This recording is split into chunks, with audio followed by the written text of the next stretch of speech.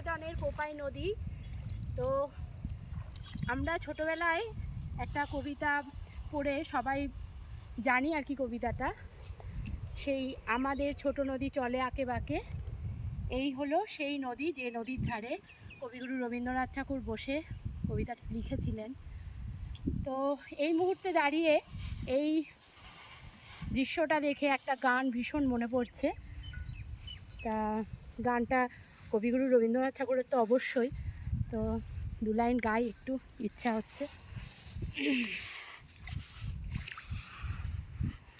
দাঁড়িয়ে আছো তুমি আমার গানের পারে,